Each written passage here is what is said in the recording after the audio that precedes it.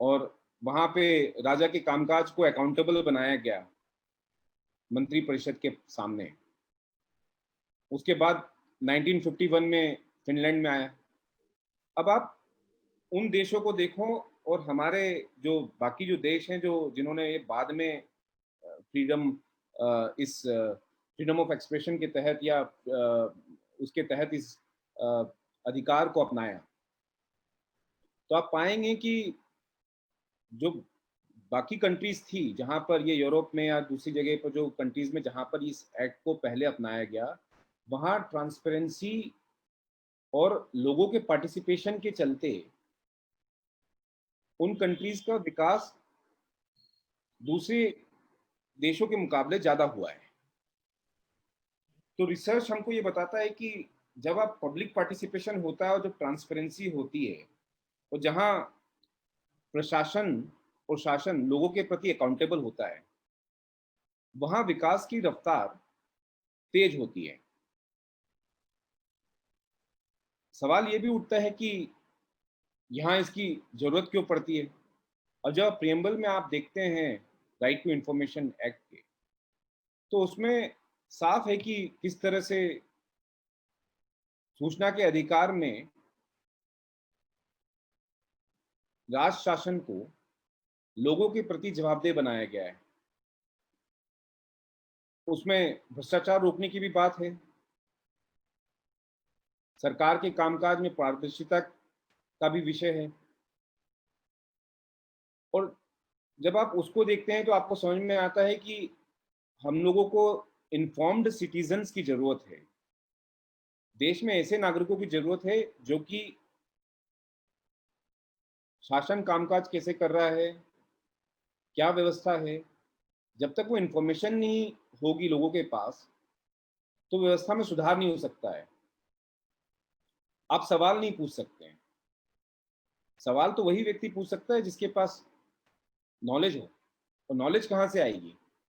Knowledge आपको संवैधानिक अधिकार के तहत इस एक्ट से मिलता है, और इसी एक्ट के माध्यम से आप वो नॉलेज पाते हैं और फिर आप प्रशासन और राज्य शासन या शासन को आप लोगों के प्रति अकाउंटेबल बनाते हैं।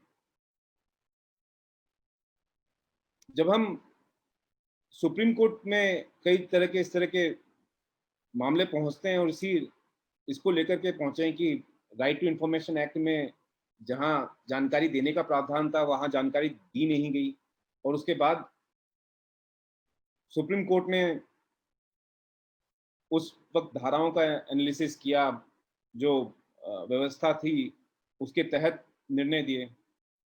उसमें आप देखेंगे कि मुजबिर रहमान का केस है, काफी चर्चित मामला रहा ये। और मुजबिर रहमान के इसमें वर्सेस सेंट्रल इंफॉर्मेशन कमीशन का मामला था। 2009 में ये केस डिसाइड हुआ था, और उसमें मैं अगर आपको उसको वर्बटिज्म उसको पढ़ के बताऊं, तो 14वें बिंदु में मुजबिर रहमान केस में हाई कोर्ट का ये मामला था, माफ कीजिएगा, उसमें लिखा है the court can not be unmindful of the circumstances under which the act was framed and brought into force. It seeks to foster an openness culture among state agencies and a wider section of public authorities whose actions have a significant or lasting impact on people and their lives. Information seekers are to be furnished what they ask for unless the act prohibits disclosure. They are not to be driven away through sheer inaction or filibustering tactics of the public authorities or their officers. यहाँ high court ने साफ किया है कि जो अधिकारी हैं, जो लोक प्राधिकारी हैं, वो एक शेयर इनएक्शन या फिर कोई लेगडेसिकल एटीट्यूड दिखाते हुए किसी अपीलकर्ता को वापस नहीं लौटाएंगे अगर कोई जानकारी मांगता है। और आगे कोर्ट ने ये भी कहा है कि it is to ensure these ends that time limits have been prescribed in absolute terms as well as penalty provisions. These are meant to ensure a culture of information disclosure so necessary for a robust and functioning democracy. इसके अलावा कई मामले सर्वोच्च न्यायालय में भी गए और वहां पर कोर्ट ने साफ कहा है कि हम अनमाइंडफुल नहीं हो सकते हैं कि जिन परिस्थितियों में इस एक्ट का जन्म हुआ है और जहां लोगों को ये अधिकार दिए गए हैं और उस अधिकार के तहत इंफॉर्मेशन जो है वो लोगों को मिलनी चाहिए और उसको आधार बनाते हुए जो पेनल्टी की कार्रवाई थी उसको अपहेल्ड भी की गई। तो मेरा यह मानना है कि जब आप इस एक्ट की मूल भावना में जाते हैं और वहां आप देखते हैं कि इस पूरे एक्ट में लोगों को एक सर्वोच्च स्थान पे रखा गया है, जो डेमोक्रेसी है वो लोगों के इर्द गिर्द घूमेगी, सेंटर में इस देश के नागरिक को रखा गया है और यही आधार बनता है कि जब हम देखते हैं कि एक इतना सशक्त कानून आपके सामने है जहां आप एक गरीब से गरीब आदमी बड़े से बड़े अधिकारी को क्वेश्चन कर सकता है, उसके डिसीजन को अकाउंटेबल बना सकता है और वो सामने जाता है और हक से सवाल करता है कि भाई इसमें क्या किया, ये आपने इस ये जो कार्रवाई थी, इस कार्रवाई में आपने जो तमाम ऑफिस में जो जो भी आपने इसमें इसके अंतर्गत कार्रवाई की हो वो सारे दस्तावेज सामने रखिए और वो देना पड़ता है। इससे पहले जो स्थिति आप देखिए कि और अभी भी इनफैक्ट मैं कहता हूं ये मानसिकता अभी खत्म नहीं हुई है। सुनवाई का ही मैं बताऊंगा, मैं आपको पर्सनल एक्सपीरियंस पे ले जाऊंगा। मैं एक डिस्ट्रिक्ट में सुनवाई कर रहा था और वीडियो कॉन्फ्रेंसिंग के माध्यम से सुनवाई हो रही थी। एक गरीब सा अपील करता किसान, कहीं के होंगे, किसान थे शायद, वो उनकी पृष्ठभूमि से लग रहा था उस जब बात हुई तो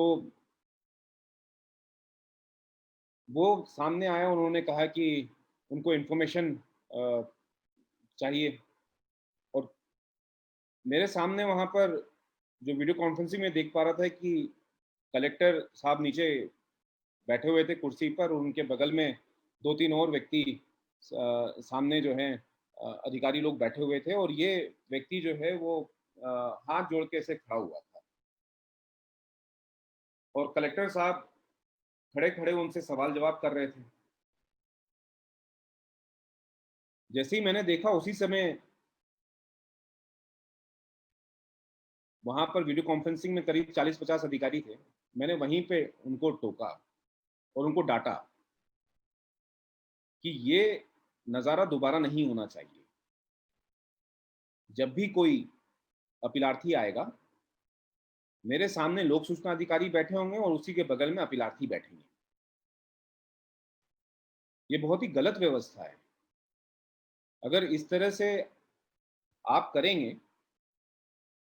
तो आप संदेश क्या दे रहे हैं? और वही माई बाप की भूमिका में अपीलार्थी खड़े रहें और बात करें। उसके बाद से दृश्य बदला और वो व्यक्ति आराम से बैठे और उसके बाद उन्होंने सवाल जवाब किए। जाहिर है कि ये व्यवस्था आपको अधिकार पूर्वक जो प्रशासन है उससे सवाल करने की व्यवस्था देता है। और जब हम देखें कि 2005 से 2020 तक हम आ गए, 15 साल का सफर है। 15 साल में हम देखें तो कई जगह इस एक्ट ने अपने माइलस्टोन्स भी बनाए। जैसे आप आदर्श स्कैम सामने आया था 2008 में, योगाचार्य आनंद जी थे उस समय और सिमप्रीत सिंह उस समय एक्टिविस्ट थी, उन्होंने ये दस्तावेज निकाले, उसके बाद बड़ा हंगामा मचा। महाराष्ट्र की राजनीति में। पृथ्वीराज, माफ कीजिएगा, अशोक चौहान जो थे उनको इस्तीफा देना पड़ा। उसके बाद 2G स्कैम सामने आया। सुभाष चंद्र अग्रवाल ने ये RTI एप्लीकेशन लगाई थी और उसमें इंफॉर्मेशन सामने निकली, तो 2G स्कैम में काफी बड़ा स्कैंडल सामने खड़ा हुआ। कॉमनवेल्थ गेम्स के समय आप देखेंगे, उस समय 2005-6 से लेके 2010-11 तक के जो दलितों का फंड था, सोशल वेलफेयर प्रोजेक्ट्स फॉर दलित वहां पर था, उसका फंड जो है वो पूरा डाइवर्ट कर दिया गया। उस 744 करोड़ रुपए वो कॉमनवेल्थ गेम में उन्होंने डाइवर्ट कर दिए थे। ये सारी इंफॉर्मेशन उस समय निकली RTI के माध्यम से। आगे बढ़े 2007 में TDS स्कैम हुआ था, जहां पर बिलो पॉवर्टी लाइन में जो लोग थे उनका राशन जो था वो गायब हो रहा था, और ये जानकारी असम में निकली और असम में RTI एप्लीकेशन दायर हुई थी 2007 में। 2008 की बात करें तो इंडियन रेड क्रॉस सोसाइटी के तहत कारगिल का फंड आया हुआ था, और कारगिल के फंड से वो पूरा फंड जो है वो उसमें कार और होटल के बिल देने में जो अधिकारी थे इंडियन रेड क्रॉस सोसाइटी के, उनके आवभगत में खर्चा हो गया। और ये पूरी जानकारी जो है, ये पंजाब का मामला है और 2008 में ये RTI के माध्यम से ये सामने आया। तो कुल मिलाकर के आप देखेंगे कि माइलस्टोन बनते जा रहे हैं और आगे आने वाले समय में भी बनते जाएंगे। लेकिन सवाल ये उठता है कि इन व्यवस्थाओं के तहत जहां तक हम देख पा रहे हैं कि इनसे आप आपको एक अधिकार मिला हुआ है, इससे बहुत फायदा भी हो रहा है सोसाइटी का, लेकिन चैलेंजेस के रूप में क्या क्या है? चैलेंजेस के रूप में हमारे सामने अगर आप बात करें तो सबसे बड़ा चैलेंज जो मुझे लगता है और जो मैंने देखा है वो खुद जो है वो, जब ये अधिकार सामने आता है तो डेफिनेटली मैं कहता हूं कि अधिकार और कर्तव्य दोनों साथ साथ चलने चाहिए, लेकिन ऐसा हो नहीं पाता है। कुछ फ्रिवलेस एप्लीकेशन सामने आई। जब ये एक्ट इम्प्लीमेंट हुआ 2005 में, उसके बाद आप देखिए कि बहुत जबरदस्त उत्साह था लोगों में, और धीरे धीरे व्यवस्थाएं जो हैं वो क्षीण होती गई और अरुचि सी हो गई। अपीलकर्ताओं में भी अरुचि हो गई, क्योंकि उन्हें लगता था कि अब हम इसमें अगर कुछ अप्लाई करेंगे कोई जानकारी नहीं मिलेगी। दूसरा, अधिकारियों ने तो डेफिनेटली उनका तो फायदा ही था इसमें कि जानकारी नहीं देनी पड़े। तो कुल मिलाकर के पेंडेंसी बढ़ती गई, सूचना आयोगों में सूचना आयुक्तों की नियुक्ति नहीं हुई, और उस वजह से पूरी व्यवस्था जो है वो एक टूटने के कगार पर आ गई।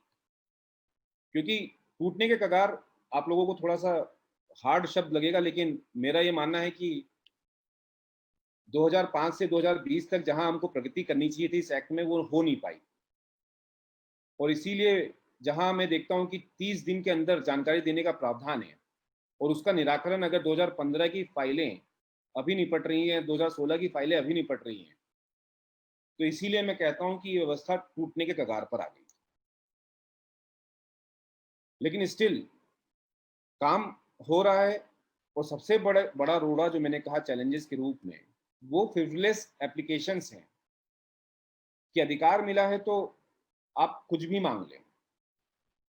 जैसे बीच में हमारे साथी हैं पूर्व सूचना आयुक्त आत्मदीप जी, उन्होंने एक RTI एप्लीकेशन का जिक्र किया, जिसमें उन्होंने बताया कि एक RTI एप्लीकेशन ऐसी लगी कि जिसमें उन्होंने पूरे मध्य प्रदेश में भू अर्जन के तहत, जब से मध्य प्रदेश बना तब से लेकर के अब तक, मतलब अब छत्तीसगढ़ भी उस समय पार्ट था, तो तब से लेकर अब तक भू अर्जन के प्रत्येक जिले में क्या क्या कार्रवाई की गई है। अब इस तरह की एप्लीकेशंस फाइल हो रही हैं, और कुछ तो सेट एजेंडा में मैं देखता हूं कि पंचायत में इस वित्तीय वर्ष की इतनी जानकारी एवं बिल वाउचर और ये कट कॉपी पेस्ट लगा करके सारे पंचायतों में एक साथ। आप क्या कर रहे हैं उन जानकारी का? पिछले 10 साल की जानकारी मांग रहे हैं। क्या वो जानकारी पंचायत दर्पण वेबसाइट पर नहीं है या दूसरी जगह नहीं है? मतलब एक, आप वो देखिए कि उसका अल्टीमेटली उसका असर क्या पड़ रहा है। फिर तीसरी कैटेगरी जो है वो एक ब्लैकमेलर्स की सामने आई है। मुझे कई बार अधिकारी लिखित में शिकायत कर चुके हैं और ये मैं मानता हूं कि जब लिखित में शिकायत होती है तो उसके पीछे कोई आधार होता है। नॉर्मली मेरा सवाल ब्लैकमेलिंग को लेकर के बहुत स्पष्ट है। कई बार अधिकारी मुझसे पूछते हैं कि वो ब्लैकमेलिंग के लिए एक्ट यूज होता है, तो मेरा कहना ये रहता है कि ब्लैकमेल होता कौन है? जो गलत काम करता है। मैं तो नहीं कहता हूं कि हमारे आयोग में कोई आरटीआई एप्लीकेशन लगाता है तो ब्लैकमेलिंग होती है, क्योंकि हमें डर नहीं है। आप ले लीजिए जो इन्फॉर्मेशन चाहिए। तो सवाल ये उठता है कि ब्लैकमेल होता कौन है? लेकिन दूसरा सवाल जो हम नज़रअंदाज नहीं कर सकते हैं और जिसकी वजह से बहुत नुकसान भी हुआ है, वो ऐसे लोगों की कैटेगरी भी है जो सही में ब्लैकमेल करते भी हैं। कई बार हमारे सामने ऐसे मामले आए हैं जहां अपीलकर्ता सामने खड़े हो जाते हैं और वो इन्फॉर्मेशन नहीं मिली है और वो कहते हैं कि संतुष्ट हैं हम। तो हमने उनसे पूछा, अच्छा ये बताइए, ये इतनी सारी इन्फॉर्मेशन आपको मिल गई है? बोला हाँ साहब, मिल गई है हमें तो हमने बोला कि ये जो इतने बिंदु हैं, ये बिंदु है, ये बिंदु है, कुल मिला करके आपकी इन्फॉर्मेशन करीब इतनी तो दिख रही है, इतने पेपर्स मिले होंगे आपको। तो अपीलकर्ता बोलता हाँ साहब इतने मिल गए, इतने थे वो। तो फिर हमने कहा नहीं नहीं नहीं, इसमें जरा एक बिंदु छूट गया है। ये तो इतने साल का है तो ये कम से कम इतने रहे होंगे पेपर। तो अपीलकर्ता जो है वो कहता है हाँ साहब इतने मिल गए। तो झूठ के पैर नहीं होते, लेकिन सवाल ये है कि इस तरह की व्यवस्था में हम लोग रह रहे हैं और ये हमें कहीं ना कहीं इसका भी संज्ञान लेना होगा, क्योंकि ये चैलेंजेस के रूप में ये तमाम चीज़ें हैं। और मैं ये नहीं कहता हूँ कि सारी व्यवस्थाएं जो हैं, जो इस देश में जितने भी कानून बने हुए हैं उसमें कहीं कोई दिक्कत नहीं है और सब बिल्कुल बहुत पारदर्शी तरीके से चल रही हैं। लेकिन प्रयास यही होना चाहिए कि व्यवस्थाओं में जो व्यवस्थाएं लागू हैं उनमें निरंतर सुधार कैसे हो सकता है, क्योंकि किसी भी व्यवस्था के आगे बढ़ने के लिए ये बहुत ज़रूरी है कि उसमें हम लोग मिलकर के कुछ ऐसा काम करें कि उसमें सुधार हो और उसके तहत एक अच्छी व्यवस्था का निर्माण हो। तो देवेंद्र जी, मैं सोचता हूँ कि अभी हम लोग इस पर चर्चा को आगे बढ़ाने के लिए कुछ थोड़ा सा इंटरेक्टिव इस पर आ जाते हैं, और मैं चाहता हूँ कि आप लोगों से अगर बातचीत हो इस जी विषय जी पर, अगर आपको कुछ सवाल सर, हो। बस 2 मिनट में ये जो है प्रोग्राम 7:30 को एक्यूरेट जूम का वो होगा, उसके बाद हम प्रश्न लेंगे। जब तक मैं आपसे ये जानना चाहूंगा सर कि जी सूचना के अधिकार का जो मुख्य उद्देश्य है वो जी। आप खुद क्या मानते हैं और इसका लाभ सबसे ज्यादा किसे पहुंचा है? देखिए, सूचना के अधिकार का जो मुख्य उद्देश्य है वो आप प्रियम्बल्स में देखिए। आप प्रियम्बल्स जब आपको बताता है कि आप एक जो सिटीजन्स हैं, जो नागरिक हैं, उनके प्रति प्रशासन को अकाउंटेबल बनाना, ट्रांसपेरेंसी, करप्शन, और यही आधार होता है कि जब हम, मैंने आपको बताया कि किस तरह से जब ये डिबेट चलती है कि सूचना के अधिकार को लेकर के या आयोग के अधिकार को लेकर के क्या ये सीमित है या नहीं है, तो जब आप प्रियम्बल देखते हैं तो ये सीमित नहीं है। कर्नाटक का, अभी कर्नाटक राज्य सूचना आयोग का पिछले 20 दिन पहले एक फैसला आया।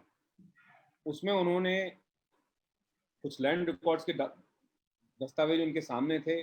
लैंड रिकॉर्ड के दस्तावेज में कुछ हेराफेरी की गई और उसमें उन्होंने जो मूल रिकॉर्ड निकलवाया तो मालूम पड़ा कि अंगूठा किसी और का था और दस्तावेज में नाम किसी और का चढ़ा हुआ था।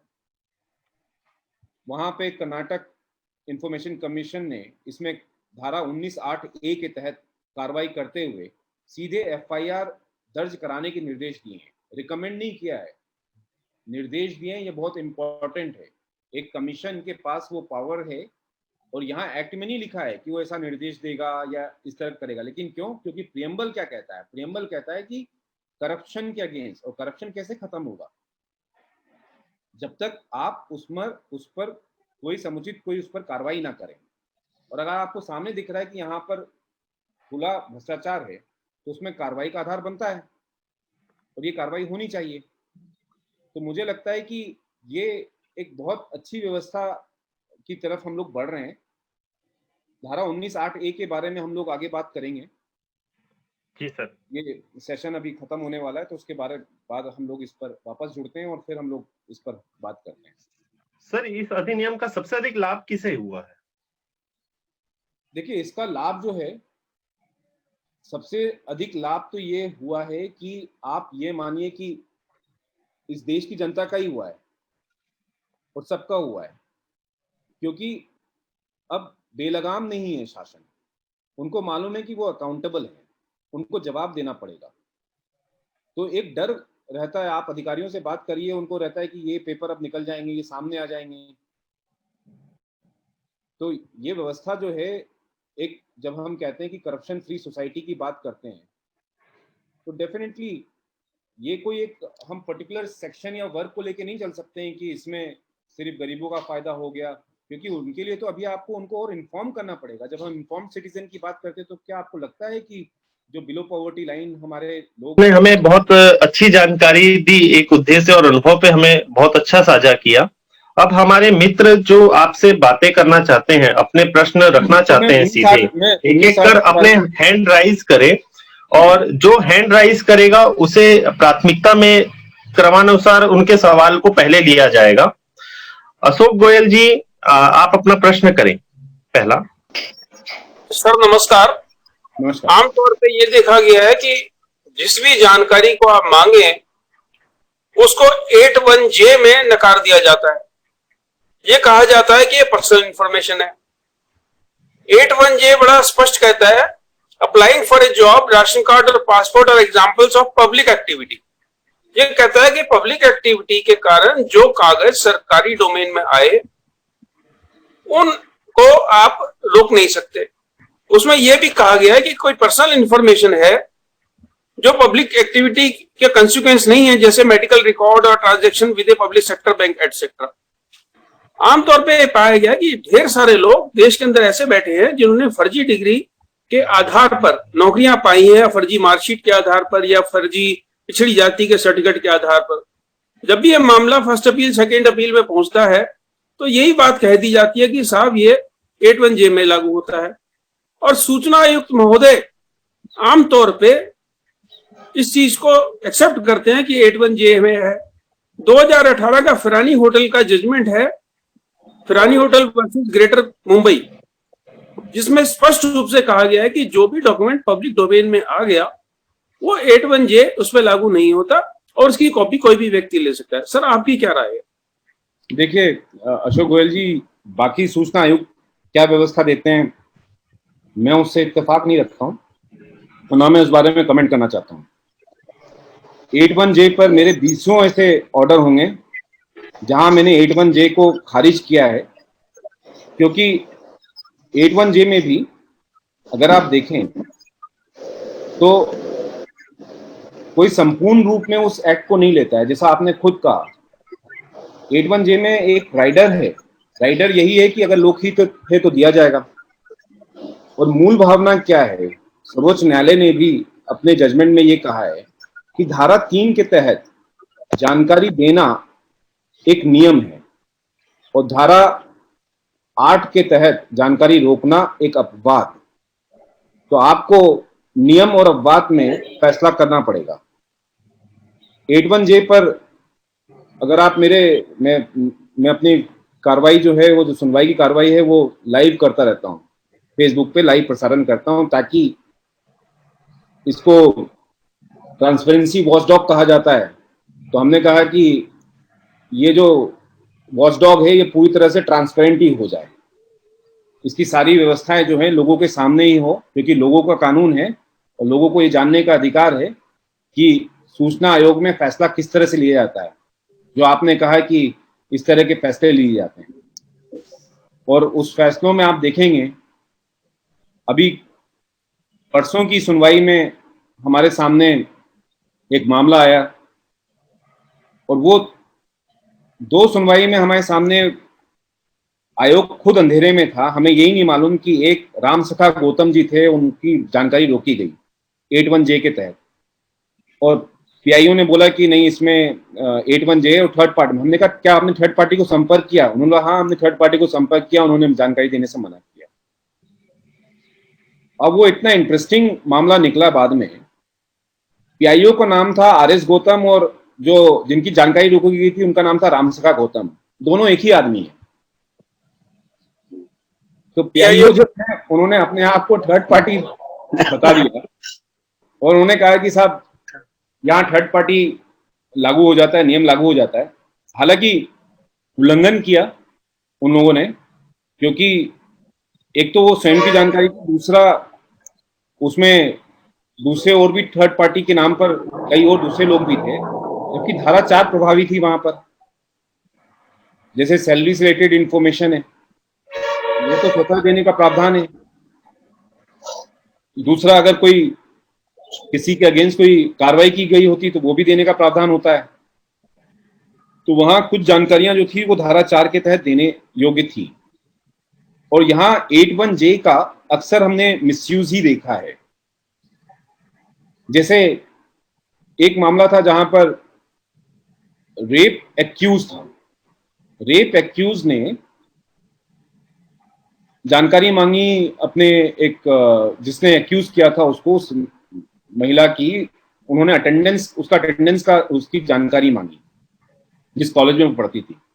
कॉलेज ने धारा 81J लगा करके कह दिया कि ये रेप एक्यूज जो हैं वो जानकारी मांग रहे हैं, और ये 81J क्योंकि इनकी हमें वो प्रोटेक्ट करना है, तो ये इन्फॉर्मेशन नहीं दे सकते, निजी इन्फॉर्मेशन। मेरा कहना है कि मामला कोर्ट में चला गया, चार्जशीट फाइल हो चुकी है। अब क्रिमिनल जस्टिस सिस्टम क्या कहता है? क्रिमिनल जस्टिस सिस्टम ये कहता है कि हर एक्यूज को अपने आप को डिफेंड करने का अवसर मिलना चाहिए। और न्याय क्या कहता है? न्याय ये कहता है कि आप 81J के आधार पर वो जानकारी नहीं रोक सकते हैं। अगर मान लीजिए कि अगर वो अटेंडेंस में थी और जिस दिन रेप हुआ उस दिन वो अटेंडेंस में थी वहां पर, तो उससे क्या साबित होता है? कि वो फ्रिवलेस एक्यूजिशन था। तो इससे एक न्याय की व्यवस्था ही स्थापित होगी। तो हमने उसको आधार बनाया। हमने कहा कि ठीक है, ये इन्फॉर्मेशन आने दीजिए, बाहर आने दीजिए। इससे मालूम पड़ेगा कि जिस दिन रेप हुआ उस दिन वो वहां पर कॉलेज में थी या नहीं थी। कॉलेज में अगर उनकी अटेंडेंस लग रही है, कॉलेज में वो वहां पर थी, तो दैट विल शो कि भाई वो एलिगेशंस गलत हैं। तो ये व्यवस्था होनी चाहिए, और मुझे लगता है कि सूचना आयोग में इन बारीकियों को पर भी नजर रखना चाहिए, और सिर्फ 81J के आधार पर 81J है और थर्ड पार्टी है और उस आधार पर जानकारी रोकनी नहीं चाहिए। राहुल सिंह सर प्रणाम। जी राहुल सिंह सर प्रणाम। राज मिश्रा, छत्तीसगढ़। जी राज मिश्रा जी, जी जी एक हम सब के तरफ से आप जिस तरह से सूचना आयुक्त के रूप में सुनवाई कर रहे हैं, काम कर रहे हैं, आपको पूरे देश के तरफ से साधुवाद। हम पूरे टीम के तरफ से हार्दिक धन्यवाद। सिंह साहब, मेरा एक प्रार्थना था। मैं फेसबुक पर कई सुनवाई आपका देखा हुआ हूं और बहुत प्रभावित हुआ हूं। मेरी प्रार्थना यह है कि ये कानून सूचना का अधिकार हमारे पूरे देश को बदल देने की क्षमता रखता है, और कुछ लोग इसको मटिया मेट करने में लगे हुए हैं। ये सूचना आयुक्त, आपसे मेरी प्रार्थना यह है कि हमने 30 दिन के भीतर हमें जानकारी नहीं मिली, मतलब 250 रुपया पर डे के हिसाब से फाइन शुरू हो जाता है। बिल्कुल। जब माफी चाहता हूं, जब मैं ये सूचना का अधिकार लागू हो रहा था तो मैं ये चाहता था कि फर्स्ट अपील के प्रावधान को समाप्त कर दिया जाए। यदि 30 दिन के भीतर सूचना नहीं मिली तो सीधा सूचना आयोग में कंप्लेन और अपील हो। लोकसभा के स्टैंडिंग काउंसिल ने मेरे इस आवेदन को निरस्त कर दिया। उन्होंने एक लाइन में इसको खारिज किया, ये कह के कि हम एक अपॉर्चुनिटी देते हैं कि लोक सूचना अधिकारी ने जानकारी नहीं दी तो आप फर्स्ट अपील में फ्री जानकारी ले लें। बहुत अच्छी बात थी। जब ये फर्स्ट अपील की प्रक्रिया शुरू हुई तो फर्स्ट अपीलीय अधिकारी भी वैसा ही करते हैं जैसा जन सूचना अधिकारी चाहते हैं। जो मामला सूचना आयोग में जाता है, इसका मतलब हमको 30 दिन के भीतर जानकारी नहीं मिली, इसका मतलब हमको फर्स्ट अपीलीय अधिकारी ने जानकारी नहीं दिलाई। ऐसी स्थिति में फाइन तो राज्य सरकार के पास जाता है। जो भी आप 25,000 रुपए 15,000 रुपए फाइन कर रहे हैं वो राज्य सरकार के पास जाता है। लेकिन जो आवेदक सूचना आयोग तक जाता है, कम से कम आप देखिए मध्य प्रदेश में अगर कोई दतिया या दूर के से कोई जा रहा है भोपाल सुनवाई में, या आपके समय में फेसबुक से अपीयर हो रहा है, ऐसी स्थिति में उसका 800,000 रुपए आप काउंट करके देख लीजिए, खर्च होता ही होता है। मेरी प्रार्थना यह है कि जो आप दंड अधिरोपित कर रहे हैं जन सूचना अधिकारियों पर, क्षतिपूर्ति के रूप में भी कुछ राशि अगर अधिरोपित हो जाए तो निश्चित रूप से ये जो अर्थ की क्षति हो रही है आवेदकों का, वो आर्थिक क्षति रुकेगा। शुक्रिया जी। शुक्रिया राज मिश्रा जी। इसमें हमने जो पहले कई मामलों में हमने क्षतिपूर्ति राशि दी है आवेदकों को, और हमने ये कैलकुलेट किया, अपने आदेश में लिखा है कि आवेदक जो है ये अपने स्वयं के खर्चे पर, अगर हम ट्रेन का भी खर्चा जोड़ें और रीवा से आ रहे हैं यहाँ भोपाल तक आए और फिर यहाँ पे रुके और फिर वापस गए और ऐसे 2 बार आ गए, तो उसमें उनका इतना खर्चा हो गया।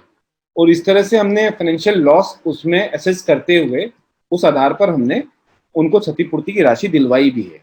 लेकिन यहाँ पर जो आप जो बात कर रहे हैं अभी, इसीलिए मैंने जो है उसमें साथ में ये भी लिखा कि बाकी जो अधिकारी हैं उनको तो PADM मिलता है। अब मैंने अपने खंडपीठ में तो ये किया है कि किसी भी मामले के लिए आपको राज्य सूचना आयोग आने की जरूरत ही नहीं है। मैं फोन पे सारी सुनवाई करता हूँ और 100% मेरे यहाँ निराकरण फोन पर होते हैं और या फिर वो वीडियो कॉल पर होते हैं, लेकिन मैं नहीं बुलाता हूँ। तो इसमें सिर्फ राज्य शासन का पैसा नहीं बच रहा है, राज्य शासन का भी पैसा बच रहा है, अपीलकर्ता का भी बच रहा है, और राज्य शासन का जो TADA लोग क्लेम करते थे और उनका वर्क आवर्स भी बच रहा है। आप सोचिए कि व्यवस्थाओं में कितना बदलाव हो रहा है। ये एक मेरे इस फैसले की वजह से अब पूरे संभाग में किसी को भोपाल आने की जरूरत नहीं है। 3 दिन की छुट्टी लेते थे, वो जो वर्किंग आवर्स का नुकसान होता था, मालूम पड़ा कि आप वहां पर दूसरे, वो अधिकारी जो है वो PIO होने के अलावा दूसरे भी काम करता है, तो वो वहां से छुट्टी लेके निकल जाते थे, भोपाल आ गए, 2 दिन अपनी रिश्तेदारियों में भी मिल लिए, 1 दिन उन्होंने अपना यहाँ पर अटेंड कर लिया। तो इस तरह की व्यवस्था थी। अब क्या होता है, अब उनको मात्र 15-20 मिनट लगते हैं या 1 घंटे लगते हैं, वो वहीं अपनी जगह पर बैठे बैठे, अपनी सीट पे बैठे बैठे सुनवाई अटेंड कर लेते हैं। और इस तरह से एक वर्क कल्चर, एक नया वर्क कल्चर वो हम डेवलप करने की कोशिश कर रहे हैं, उसको सामने ला रहे हैं। और दूसरा, उसका दूसरा पहलू देखिए आप, ये जो ऑनलाइन सुनवाई है और ये तमाम जो हमने व्हाट्सएप पर लेकर के आ गए हैं, हमारे नोटिस सारे व्हाट्सएप पे जाते हैं। डाक का खर्चा होता था, लाखों का बिल आता था, सूचना आयोग का भी बिल आता था, वो हमने माइनस कर दिया। और ये जो फोन का खर्चा है वो मैं बताना चाहूंगा, वो मैं अपनी जेब से देता हूँ एज सूचना आयुक्त। वो मेरा फोन है, मेरे फोन से वो जाता है। तो ये सारी चीजें जब तक हम लोग अपनी व्यवस्थाओं में बदलाव नहीं करेंगे, हम लोग आगे नहीं बढ़ेंगे, तब तक कुछ नहीं हो सकता है। यहाँ पर क्या होता है कि एज अ अपीलकर्ता, एज एन एक्टिविस्ट और एज अ सूचना आयुक्त, सबको अपनी तरफ से अपना पहला कदम आगे बढ़ाना होगा और तभी व्यवस्थाओं में बदलाव होगा। जो आपने प्रथम अपील अधिकारी की बात की, मैं कहता हूं प्रथम अपील अधिकारी को अकाउंटेबल बनाना पड़ेगा। आप बनाते क्यों नहीं है? उसमें यह होता है कि डिलेक्शन ऑफ ड्यूटी, आप उसके खिलाफ आप शिकायत करिए, आप खुद एज ए अपीलकर्ता आप शिकायत करिए कि ये सिविल सेवा नियमों के अनुरूप नहीं है। आप अपीलकर्ताओं को उसकी शिकायत करनी चाहिए कि सिविल सेवा आचरण नियम क्या कहते हैं, कि एक अधिकारी एक कानून के तहत कार्य करेगा। नियम क्या कहता है? नियम आप देख लीजिए, नियम कहता है कि उनको इतने दिनों में प्रथम अपील की सुनवाई करनी है। कानून क्या कहता है? कानून कहता है कि उनको एक पर्टिकुलर डेज में सुनवाई करनी है। डिरेक्शन ऑफ ड्यूटी की परिभाषा क्या है उसको देखिए। सिविल सेवा आचरण नियम में डिरेक्शन ऑफ ड्यूटी की परिभाषा में ये आता है, आपको काम करना है, आप काम नहीं कर रहे तो उसको अकाउंटेबल बनाना आपका काम है। आप उसमें प्रथम अपील अधिकारी के खिलाफ शिकायत करिए उनके वरिष्ठ अधिकारी को कि इन्होंने ये सब किया। और ये आप लोग तो खैर नहीं करें, लेकिन मैं तो अपनी तरफ से करता हूं, मैंने ये काम शुरू कर दिया है। अब प्रथम अपील अधिकारी को मैं नोटिस भेजता हूं कि आप बताइए आपने डिरेक्शन ऑफ ड्यूटी यहाँ पर किया हुआ है, तो मैं अब 19(8)A जो हम लोग शुरुआत में बात कर रहे थे कि जब तक आप एक्ट को पूरा प्रियम्बल्स में नहीं जाएंगे, उसकी मूल भावना में नहीं जाएंगे, तब तक आप इस एक्ट को आप समझ नहीं पाएंगे। एक्ट का मतलब ही यही है, मकसद ही यही है कि हम अकाउंटेबल बनाए। और मुझे लगता है कि जब फर्स्ट अपीलेट ऑफिसर अगर काम नहीं कर रहा है तो प्रशासन जनता के प्रति अकाउंटेबल नहीं बनेगा। तो यहाँ जो अधिनियम है, अधिनियम का उल्लंघन हो रहा है और उसमें 19(8)A के तहत जहां अधिनियम के प्रावधानों को सुनिश्चित करने के लिए कदम उठाए जा सकते हैं तो वो कदम हम उठाते हैं। उसमें हम सीधे नोटिस भेजते हैं कि भाई आपके खिलाफ डिरेक्शन ऑफ ड्यूटी के तहत सिविल सेवा आचरण नियम के विरुद्ध आपके वरिष्ठ अधिकारी को, सक्षम अधिकारी को हम क्यों ना लिखें, उसका कारण बताओ, नोटिस इश्यू करते हैं। तो एक तरह से आप सही कह रहे हैं, ये जब तक व्यवस्था, देखिए व्यवस्था बहुत, मुझे व्यवस्था से कोई दिक्कत नहीं, क्योंकि ये सिस्टम जो है आप जो कह रहे हैं कि उसमें प्रथम अपीलेट ऑफिसर को खत्म कर देना चाहिए, मेरा मानना है कि नहीं, वो व्यवस्था सही है, प्रथम अपील अधिकारी होना चाहिए क्योंकि वो उसी स्तर पर है। आप जो व्यक्ति जो है, अब हर कोई राहुल सिंह की तरह तो फोन पे सुनवाई नहीं करेगा, तो आप ये मान के चलिए कि डिवीजन से कई बार कई लोगों को आना पड़ेगा या शहर में इंफॉर्मेशन कमीशन तक जाना पड़ेगा। तो उसमें व्यवस्था यही है कि अगर प्रथम अपील अधिकारी रहता है और वहीं कार्यालय में ही अगर उसका निराकरण हो जाता है और चूंकि वो व्यवस्थाओं को देख रहा है, वो समझ रहा है, तो उस आधार पर कार्रवाई होती है। और मैंने तो ये भी पाया है कि जैसे ही हमारे नोटिस इशू होते हैं और प्रथम अपील अधिकारी को हम नोटिस इशू करते हैं तो प्रथम अपील अधिकारी उनकी सेवा पुस्तिका में खुद ही एंट्री कर देते हैं और मुझे बकायदा बताया भी जाता है कि आपने जो हमें इस पर कार्रवाई के लिए हमने कार्रवाई के लिए लिखा नहीं है, हमने सिर्फ उनसे सवाल किया है प्रथम अपील अधिकारी की कि आपके खिलाफ कार्रवाई क्यों ना करें। तो उस पर उनका जवाब ये आता है कि हमने इस पे, ये बाबू की गलती थी या इनकी गलती थी, उनके ऊपर हमने उनकी जो सेवा पुस्तिका उसमें परनिंदा भी की है, जो माइनर पनिशमेंट की श्रेणी में आता है, और इस तरह की कोई कार्रवाई होती तो वो कार्रवाई करते और हमें बताते भी हैं। तो वो एक व्यवस्था है जो आप लोगों को भी अपने स्तर पे, मुझे लगता है कि प्रथम अपील अधिकारी की व्यवस्था को लेकर के हमें खुद अपने और स्तर पे भी कुछ प्रयास करने होंगे। महावीर पारिक जी राजस्थान से आपका प्रश्न है। सुनील, हाँ जी, जी, महावीर पारिक जी।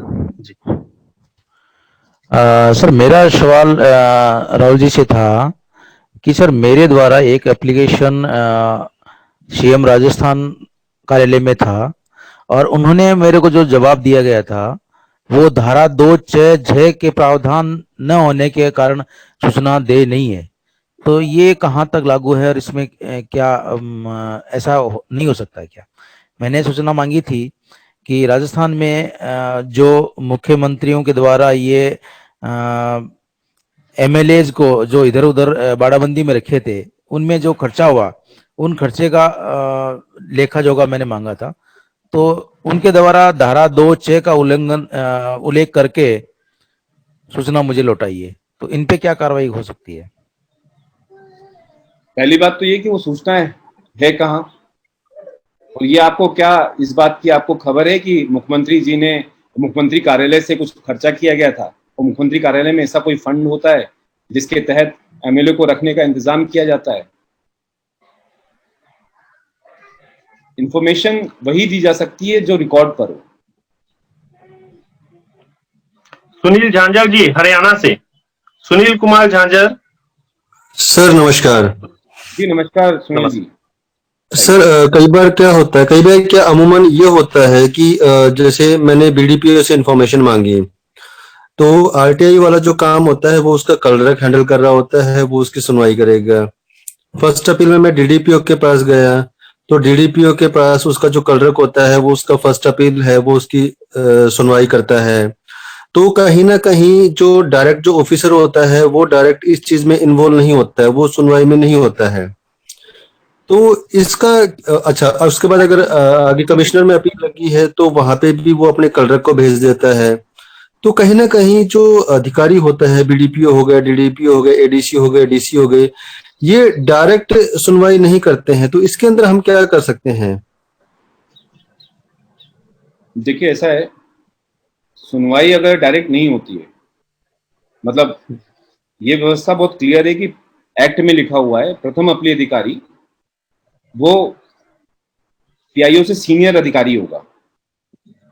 तो ये एक्ट का उल्लंघन है अगर सीनियर अधिकारी सुनवाई नहीं कर रहा है, एक्ट का उल्लंघन है।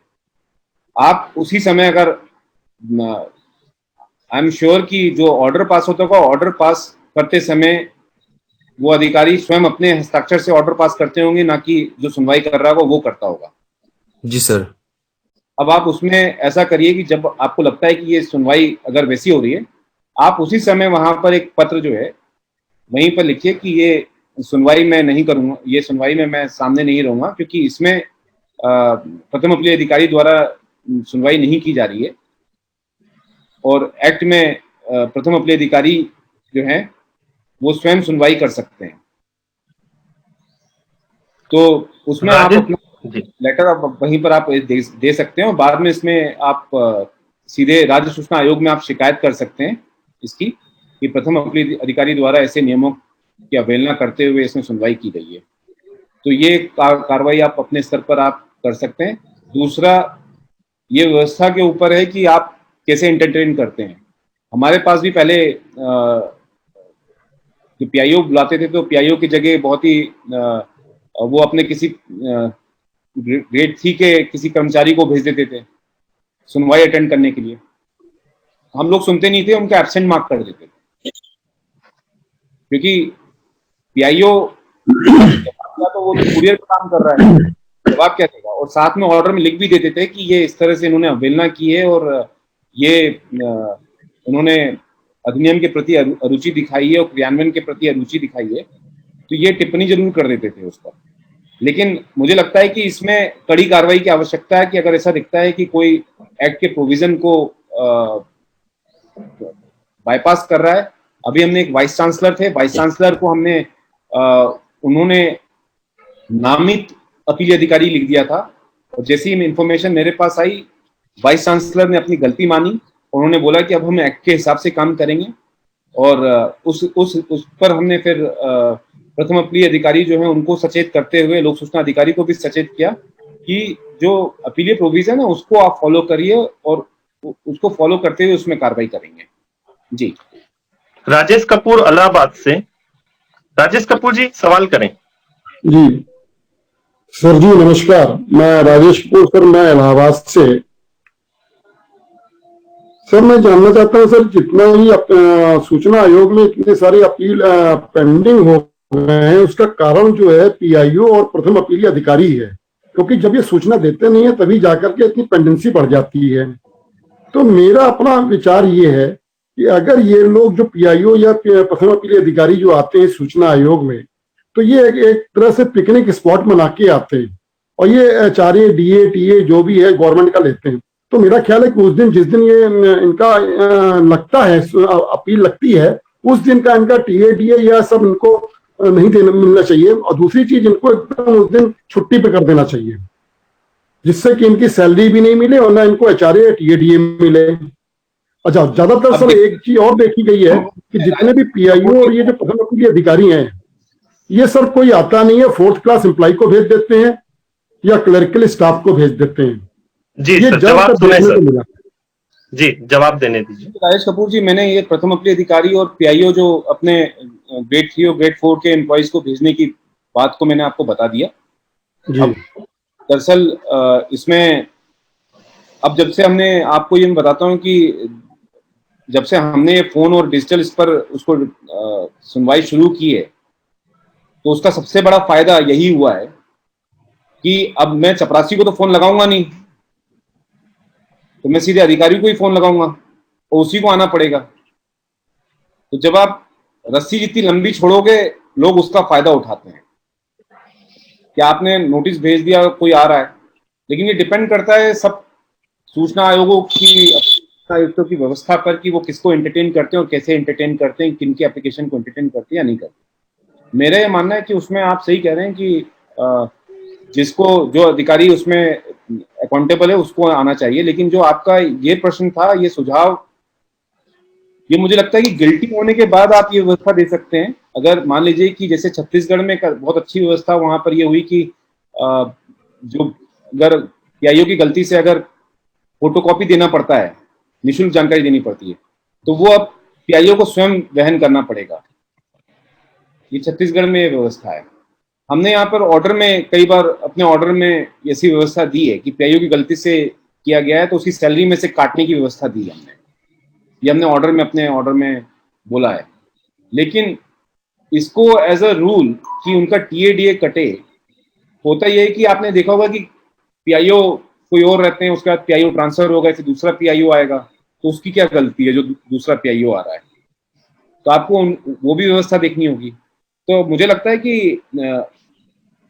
एक्ट को थोड़ा सा और स्ट्रिंजेंट करने के लिए, लेकिन अगर आप ये पाते हैं कि ये अधिकारी की गलती है इसमें, तो डेफिनेटली उसमें मुझे लगता है कि उसको और स्ट्रिंजेंट बनाने के लिए उनकी सेवा पुस्तिका में एंट्री करवानी चाहिए सभी अधिकारियों की, जिन जो दंडित होते हैं, जो प्रथम अपील अधिकारी जो सुनवाई नहीं करते हैं, उनकी सेवा पुस्तिका में एंट्री होनी चाहिए। और उसके अलावा जो आप सजेस्ट कर रहे हैं, वो अगर मान लीजिए कि अधिकारी गिल्टी पाए जाते हैं, तो फिर टीएडीए और तमाम खर्चे जो हैं, वो अलाउंसेस जो भी इनको मिलते हैं, वो उनका कैंसिल करके उनकी सैलरी में से वसूलने चाहिए। ये विनोद दास जी, बाद में अगर कभी ऐसी व्यवस्था हुई तो डेफिनेटली अगर सुधार की गुंजाइश होती है एक्ट में, तो ये अच्छी पहल होती है। सर एक सवाल। सर नमस्कार। हेलो सर, नमस्कार जी। नमस्कार।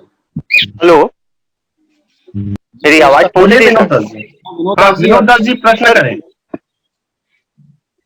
सर नमस्कार जी। मेरा प्रश्न ये है कि हमारे छत्तीसगढ़ राज्य सूचना आयोग में द्वितीय अपील होने के बाद उस अपील में ये आदेश होता है कि जन सूचना अधिकारी अपीलार्थी को चाही गई दस्तावेज दिया जाए। उसके बावजूद भी दस्तावेज नहीं मिलता है सर। फिर उस प्रकरण में हम लोग धारा 18 में जाते हैं और इस तरह से जो तत्काल मिल चाहिए वो 3 साल 3.5 साल लग जाता है। ऐसी स्थिति में हमें क्या करना चाहिए? धारा 18 में जाते तो सबसे पहले तो आयोग को तो आंख बंद करके जो लोक सूचना अधिकारी हैं जिन्होंने ये गलती की है उसके विरुद्ध कार्रवाई करनी चाहिए, ये कार्रवाई का पूरा आधार बनता है। दूसरा एक चीज और हमने देखी, कई बार सूचना आयोग की गलती भी मैं बताता हूं। सूचना आयोग कई बार क्या करता है कि स्पीकिंग ऑर्डर नहीं देता है और सिर्फ इतना लिख के दे देते हैं कि जानकारी दी जाए। क्या जानकारी है, वो जानकारी एग्जिस्ट कर भी रही है कि नहीं कर रही है? मेरे सामने कई ऐसे मामले आए हैं जहां पर ये लिख दिया गया है पूर्व सूचना आयुक्त, और सामने वो खड़े हुए कि साहब वो देखिए, वो तो सूचना आयुक्त देके चले गए थे आपके पहले, उन्होंने कहा जानकारी दी जाए। अब वो लोक सूचना अधिकारी आते हैं, वो कहते हैं साहब ये जानकारी है ही नहीं, एग्जिस्ट ही नहीं कर रही, फाइलों में ही नहीं है, कहाँ से दे दूं? तो ये भी एक व्यवस्था है। कई बार फाइलें लोग जो हैं वो बारीकी से देखते नहीं है और सीधे ऑर्डर दे देते हैं। लेकिन जहां तक आपका सवाल है, आप उसमें कार्रवाई होती है और सीधे पीआईओ के अगेंस्ट कार्रवाई का आधार बनता है। जो दोषी पीआईओ हैं उनके खिलाफ कार्रवाई होनी चाहिए। सर ये प्रोग्राम आपने 8 बजे तक के लिए तय किया था, 8 बजने वाले हैं, क्या इसे 8:10 तक रखे कंटिन्यू, जूम ये क्लोज होने तक? जी हाँ, जी हाँ, ठीक है जी। अक्षय गोस्वामी जी दिल्ली, अक्षय गोस्वामी जी दिल्ली, अक्षय गोस्वामी जी दिल्ली। नेक्स्ट प्रश्न, हाँ जी दिल्ली से बोलिए अक्षय गोस्वामी जी, प्रश्न करें। हाँ सर नमस्कार। जी नमस्कार। हाँ सर, मुझे ये कंफर्म करना था, जैसे अभी आपने एक सजेशन दिया है कि पीआईओ या फर्स्ट अपील अथॉरिटी जो है वो एक्टिव नहीं है, रिप्लाई नहीं दे रहे हैं और सपोर्ट नहीं कर रहे हैं, अगर पीआईओ ने जवाब नहीं दिया तो फर्स्ट अपील में हम गए तो फर्स्ट अपील अथॉरिटी उसको डिनाई करके मतलब कोई रिप्लाई नहीं दे रहा। मेरे केसेस डीएम से रिलेटेड है तो मैं किसको लेटर लिखूं? सर वीडियो आप बंद कर लें, वीडियो बंद करेंगे तो शायद आपकी आवाज साफ आए। आपका सवाल बराबर नहीं सुनाई दिया है। हाँ जी देवेंद्र जी, मेरा सवाल। हाँ गोस्वामी जी फिर से प्रश्न करें। हाँ सर, मेरा सवाल ये था, जैसे सर ने अभी एक सजेशन दिया कि फर्स्ट अपील अथॉरिटी के अगेंस्ट में आप रिटन कंप्लेंट डालिए, तो मैं सर से ये जानना चाहता हूँ कि मेरी जो सारे केसेस हैं वो डीएम के पास रुके हुए हैं, डीएम कोई भी कार्रवाई करने को तैयार नहीं है, फर्स्ट अपील लगाने के बाद में रिप्लाई नहीं दे रहे हैं, तो मुझे किसके यहाँ पे कंप्लेंट फाइल करूँ डीएम के अगेंस्ट में कि वो अपनी सर्विस एक्ट के अकॉर्डिंगली काम नहीं कर रहे हैं? आप सामान्य प्रशासन विभाग में आप कंप्लेंट भेजिए, उनकी होम डिपार्टमेंट भेजिए सामान्य। आप डीएम के अगेंस्ट या तो डिवीजन कमिश्नर होंगे ना? जी सर। वहां पर कंप्लेंट करिए उनकी। ठकराल साहब पंजाब से, ठकराल साहब पंजाब से। हाँ जी सर, रजेश ठकराल मैं फाजिलका से बोल रहा हूँ, पंजाब से। सर समस्या ये है, हमारे यहाँ पे कुछ 3-4 ऑफिस ऐसे हैं जहाँ के जो पहली अपील अधिकारी हैं वो तीसरी हियरिंग पे जवाब देते हैं। जब पहली बार जाओ तो उनका क्लर्क बोलता है साहब बिजी हैं, आपको अगली डेट दे दी गई है। दूसरी बार तारीख में जाओ फिर कहेंगे आप अपना कोई रिप्लाई है वो दे दो, साहब बिजी हैं, अगली डेट में जवाब मिलेगा। हर बार उन्होंने तीसरी हियरिंग में जवाब देना है। मतलब एक ही महकमे के अंदर मैंने शायद 10-12 आरटीए लगाई है, हर बार अपील लगाई, अपील लगाने के बाद तीसरी हियरिंग में जवाब मिलना है। मतलब ये उनका माइंड सेट हो चुका है, पहली हियरिंग में जवाब देना ही नहीं, दूसरी में भी नहीं देना, तीसरी में देना है। आप उनको एक उसमें आप इलाहाबाद हाई कोर्ट का डिसीजन है, हाँ जी, आयोग और इससे रिलेटेड जो जैसे जो ये कैपिलेट व्यवस्था है, तो ये कोई कोर्ट नहीं है जो तारीख पे तारीख देते रहेंगे। एक स्टिपुलेटेड टाइम पीरियड में इनको मैटर को देखना है। तो आप इलाहाबाद हाई कोर्ट की उस डिसीजन को कोट करते हुए आप प्रथम अपील अधिकारी को आप उसमें लिखें और साथ में सूचना आयोग में भी इसकी शिकायत करें कि प्रथम अपील अधिकारी द्वारा इसमें विधि अनुरूप व्यवस्था नहीं दी जा रही है और समय पर इसका निराकरण नहीं किया जा रहा है। मंजेश शर्मा जी मुरैना से। मंजेश शर्मा जी, आप एक और काम करिए, आप प्रथम अपील उसमें आप खुद भी अपना स्वयं भी आप उसमें उनको प्रथम अपील अधिकारी को आप दे सकते हैं कि आप 3 तारीख भी लिख करके दे सकते हैं उनको। व्यवस्था जो है वो पीआईओ, कई बार क्या होता है पीआईओ के पास आप देखते हैं कि पीआईओ बुलाता है और टाइम पर वो अपने हिसाब से टाइम देता है।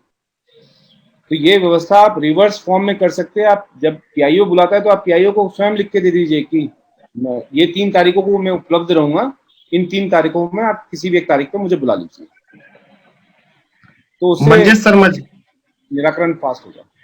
जी सर नमस्कार। सबसे पहले तो मैं सर का बहुत बहुत ये मान के चलिए अभिनंदन करना चाहूँगा कि वो जो काम कर रहे हैं वो जिसकी जितनी तारीफ की जाए उतनी कम ही है।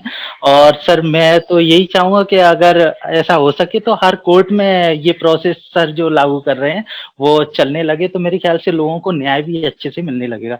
सर मेरा एक निवेदन था कि जैसे कई बार अपन आरटीआई लगाते हैं उसके बाद में जैसा वो आरटीआई के लिए जन सूचना अधिकारी जैसे रिजेक्ट कर देता है, सेम वही प्रोसेस उससे बड़े ऑफिसर के द्वारा जो प्रथम अपीलीय अधिकारी रहता है उसके द्वारा भी अपनाई जाती है।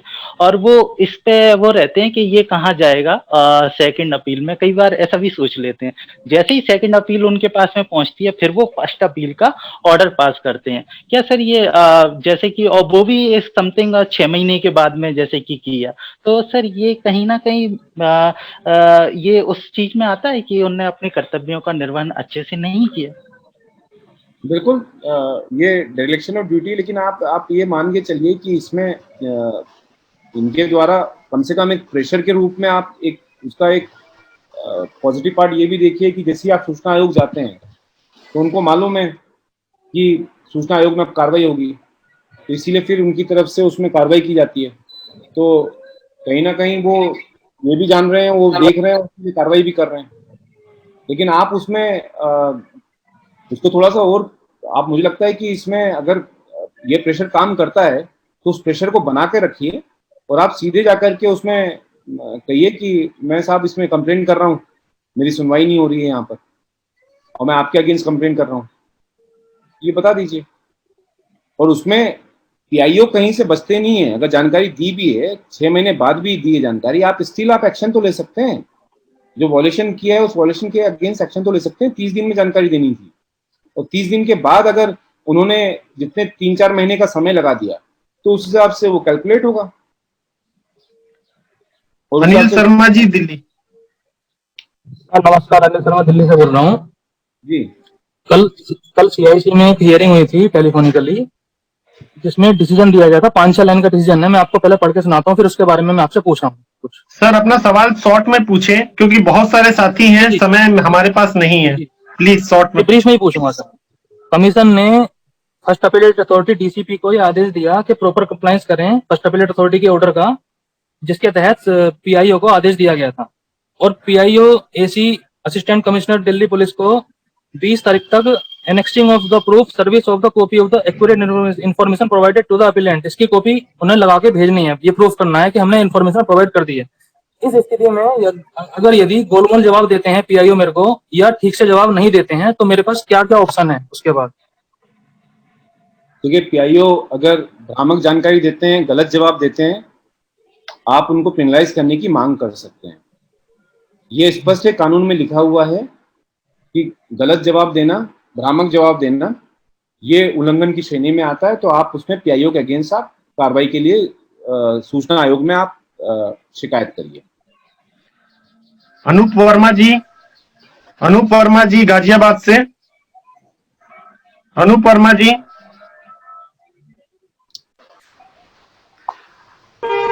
नमस्ते। विजय मोहन सिंगल जी। हाँ अनूप वर्मा जी, आप सवाल करें। हाँ सर नमस्ते। मैं ये कहना चाहता हूँ, सबसे पहले तो कमिश्नर सर आप काफी अच्छा काम कर रहे हैं, इसको कैरी कीजिए। दूसरा सर मैं ये जानना चाहता हूँ, जैसे आप टेक्नोलॉजी का यूज करके फोन और टेक्नोलॉजी के थ्रू अपनी कमीशंस की कार्रवाई करवा रहे हैं, क्या हम कोई रिक्वेस्ट या डाल सकते हैं बाकी इंफॉर्मेशनल कमीशंस पे कि आप भी टेक्नोलॉजी को अडॉप्ट करके ये प्रोसेसेस फास्ट कीजिए और ऐसे कीजिए, सो दैट कि एजेड लोग और दूसरे अंडर प्रिविलेज्ड लोग भी इसको यूज कर सकें, उन्हें आना जाना ना पड़े, because they don't have that much resources. Of course Anoop Verma ji, ये तो मुझे लगता है कि पूरे देश में इसकी व्यवस्था होनी चाहिए। और ये जो कोविड-19 सिचुएशन के बाद हर सेक्टर में बदलाव होना चाहिए, जो काम करने का तरीका है वो बदलना चाहिए। क्योंकि हम ये तो नहीं देख सकते हैं कि कोई बीमारी आए और हमारी जो पूरी संवैधानिक व्यवस्था है वो भी छिन्न भिन्न हो जाए। तो डेफिनेटली एक रोबस्ट डेमोक्रेसी के फंक्शनिंग के लिए जरूरी है कि जो इस तरह के इम्पोर्टेंट आयोग हो गए या फिर कोई जो व्यवस्था होती है जिसके तहत लोगों का काम जुड़ा हुआ है, तो वहां पर निराकरण की जो व्यवस्था होती है उसको बहुत सी चेंज की जरूरत है। वहां पर टेक्नोलॉजी का यूज हो ताकि ऑनलाइन पिटिशंस सुनवाई की व्यवस्था हो, और ये सब करना चाहिए। मुझे लगता है कि इससे सरकार का ही पैसा बचेगा और इनफैक्ट काम बहुत फास्ट हो जाएगा। तो ये तो खैर शासन के अधिकार क्षेत्र का विषय है, लेकिन कोई भी संवेदनशील शासक को इसमें कार्रवाई करनी चाहिए और अपने स्तर पे ये व्यवस्था बनानी चाहिए। इसमें बहुत गुंजाइश है, सुधार की बहुत बड़ी गुंजाइश है और ये होना चाहिए। मुझे लगता है मैं ये जानना चाहता हूँ कि अभी हमारा जो है 8-9 का समय हो चुका है और 8-10 को ये सेशन क्लोज हो जाएगा और हमारे पास प्रश्नों का अंबार लगा हुआ है, और हम आपसे जब तक चाहते रहे प्रश्न, हमारे साथियों की शंकाएं बनी ही रहेंगी। तो या तो हमें कोई आगे का कोई तारीख दें या जैसा आप उचित कहें, क्योंकि हमारे मित्रों के पास बहुत सवाल है, लेकिन आपके दिए हुए नियत समय का मेरे ऑलरेडी एक अपॉइंटमेंट था, इसीलिए मैंने आपसे 8 बजे का समय मांगा था। लेकिन ठीक है, मैं 10 मिनट और मैं रुक जाता हूँ, तो 10 मिनट हम लोग चर्चा कर लेते हैं। अच्छा सर। विजय मोहन सिंगल जी, अपना प्रश्न करें। हाँ, मैं साहब धन्यवाद देता हूँ इन्हें पहले तो, सबसे पहले कि मैं ये कह रहा था कि सेक्शन 4 के तहत हर लोक प्राधिकारी को, हर कार्यालय को 17 पॉइंट का मैनुअल तैयार रखना होता है, अपने ऑफिस में अपडेट रखना होता है। लेकिन अक्सर ये देखा गया है कि सिर्फ मंत्रालय स्तर पर जो बड़े विभाग हैं उनको छोड़ करके नीचे स्तर पर कोई कार्यालय इस पर अपने मैनुअल तैयार नहीं रखता है। तो मैं आप लोगों से यही कहूंगा कि आप, अगर आपको लोक प्राधिकारी या पीआईओ का काम देखना, आप पीआईओ के पास एक आरटीआई एप्लीकेशन लगाइए और कहिए कि 17 पॉइंट का मैनुअल धारा 4 के तहत जो धारित आपके यहाँ 17 पॉइंट का मैनुअल है वो मुझे प्रदान किया। सर वो बोलते हैं कि हम जो पब्लिक अथॉरिटी की डेफिनेशन दी है 2H में, तो उसमें हमारी बड़ी बॉडी ने बना दी है, वही हमारे लिए लागू, हमको नहीं बनाना है, वो मना करते हैं, कहते हैं जिला कार्यालय को नहीं बनाना है, जो बड़ी बॉडी ने बना दिया है, जो उनके बड़े कार्यालय भोपाल वालों ने, तो वही मान्य की जाएगी। ये गलत है। अच्छा जी, गलत है उसमें, क्योंकि आप ये देखिए जो सामान्य प्रशासन विभाग जो है या फिर आप होम डिपार्टमेंट को ले, वहां एडिशनल चीफ सेक्रेटरी के कार्य क्षेत्र का तो उल्लेख है, बाकी जो उनके जो नीचे जो जितने लोग हैं उन सबका तो कार्य क्षेत्र का उल्लेख है, कर्तव्यों का उल्लेख है, लेकिन उसके नीचे जो जिले स्तर पे जो अधिकारी हैं, कर्मचारी हैं, उनके कर्तव्य क्षेत्र का उल्लेख कहाँ है? रवि मिश्रा जी एमपी से, रीवा एमपी से रवि मिश्रा जी प्रश्न करें। जी सर गुड मॉर्निंग। मेरा सवाल ये है कि क्या आचार संहिता लागू होती है आरटीआई एक्ट में? आचार संहिता? जी हाँ सर, जब इसका कार्य चलता रहता है तो इस दौरान क्या आचार संहिता अगर लग जाती है तो क्या काम आरटीआई का प्रोसेस जो है तो रुक जाता है या फिर कंटिन्यू रहता है सर? नहीं, कोई प्रोसेस नहीं रुकेगा। आचार संहिता से इसका क्या मतलब है? सर एक सवाल और था, मैंने आपसे फेसबुक में पूछा था कि यदि अधिकारी नहीं आते हैं, उनके हस्बैंड आते हैं, इस सवाल में मैंने आपसे सवाल पूछा था, तो इस दौरान मैं ये जानना चाहता हूं कि अगर इनका कोई ऑडियो रिकॉर्ड अपने पास है तो वो एविडेंस के फॉर्म में काम करेगा या नहीं? नहीं, आप उसको आप वहां जाएं, वहां आप वीडियो पे आप बना लें, अगर आपको लगता है तो आप वीडियो बना सकते हैं। ये पंचायत का मामला था शायद, आपने जो मुझे याद आ रहा है, रवि मिश्रा जी, पंचायत का मसला था शायद। जी हाँ सर, है ना? तो पंचायत का मसला है तो उसमें आप वो कर सकते हैं। दूसरा मेरा मानना है कि देखिए, आप एक सिस्टम को समझिए, पंचायत के स्तर पर जब तक जन भागीदारी नहीं होगी, लोग नहीं आएंगे, ज्यादा लोग नहीं जुड़ेंगे, आप सोशल ऑडिट क्यों नहीं करते? आप वहां जाइए, सोशल ऑडिट में उसको करिए और 4-5 लोगों को लेके जाइए और वहां पे पंचनामा बनाइए, उसका इंस्पेक्शन करिए, कार्यालय के रिकॉर्ड का इंस्पेक्शन करिए वहां पर जाकर के। धारा 2 के तहत आप रिकॉर्ड का इंस्पेक्शन भी कर सकते हैं और उसके बाद सोशल ऑडिट करने के साथ आप उस व्यवस्था में उसमें आप वहीं पे पंचनामा तैयार करिए कि ये अधिकारी नहीं थे, इनकी पत्नी यहाँ पर काम करती, पत्नी की जगह पति यहाँ पर काम कर रहे हैं, और फिर इसकी शिकायत करिए। जी सर, धन्यवाद सर। धन्यवाद। नवीन अग्रवाल जी प्रश्न करें।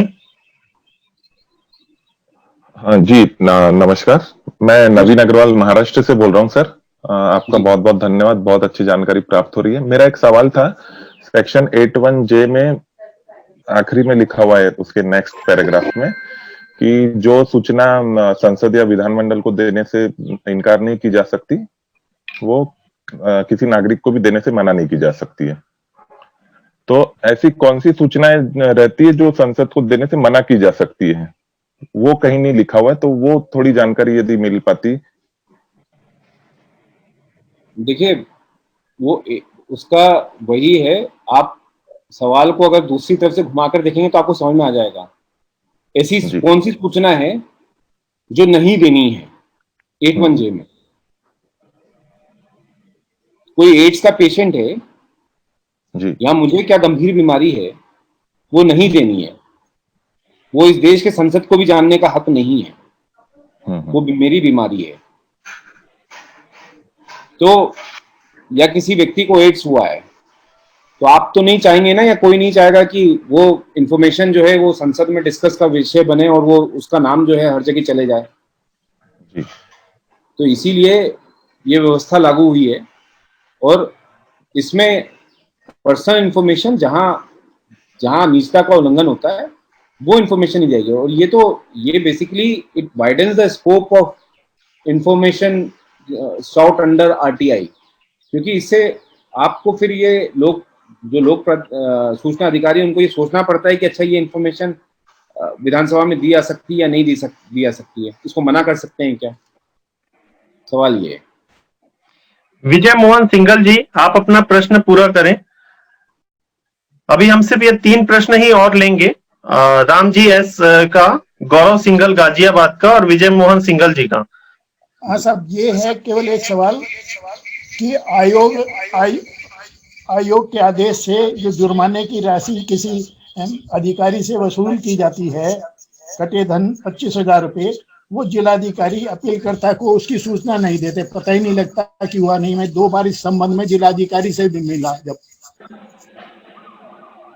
वो जिलाधिकारी के क्यों देंगे आपको? वो आप कमीशन राज्य सूचना आयोग में जाएंगे आप, तो वहां से आपको मिल जाएगी।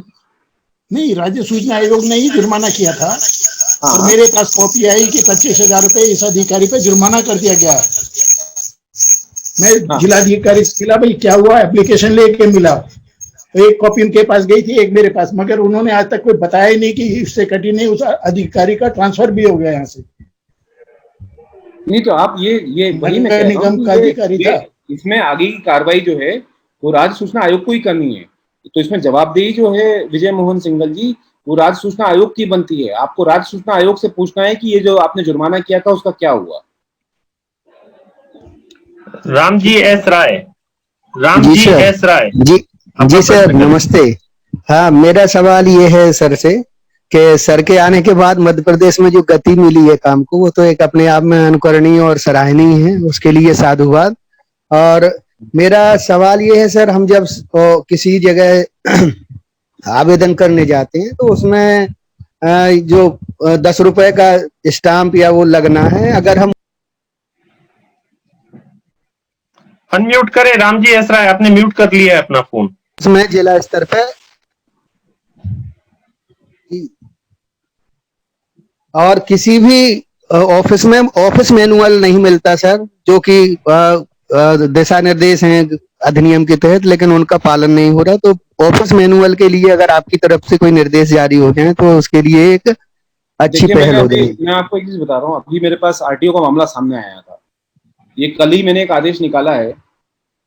Additional chief secretary Madhya Pradesh में जो होम के हैं मिस्टर एस एन मिश्रा, उनको मैंने आदेशित किया है। रीवा का मामला था और रीवा में वहां पर धारा 4 के तहत 17 बिंदुओं का मैनुअल धारित नहीं था, वहां पर वो उपलब्ध नहीं करा पाए। तो मैंने उनको साथ में मैंने पूरे मध्य प्रदेश के जिलों में आरटीओ ऑफिसेज में धारा 4 के तहत 17 बिंदुओं का मैनुअल जो है वो अपडेट करने के लिए मैंने कहा है। उसको अगर नहीं है तो उसको तुरंत तत्काल उसमें व्यवस्था बनाने के लिए लिखा है। ऐसे जितने दूसरे अलग अलग मामले आते जाएंगे और उसमें फिर वैसी व्यवस्था मैं अपनी तरफ से तो सुनिश्चित करूंगा ही। जी सर, बहुत बहुत आभार सर। समय पूरा हो चुका है आपका दिया हुआ। हम सब साथी आपके जो है बहुत आभारी हैं, जो आपने हमें बहुत अच्छे जानकारियों को दिया है और हमारी समझ को भी बढ़ाया है। हम आशा कर रहेंगे सर कि आप हमें आगे भी इसी तरीके से समय देते रहें। हम आपके काफी इसमें आपके अभिनंदन भी करते हैं और इसी तरीके से जिस तरीके से आप कर्मठ होकर काम कर रहे हैं, इसी तरीके से बाकी सूचना आयुक्त भी काम करें, ऐसी हमारी कामना है। आपका बहुत बहुत आभार सर।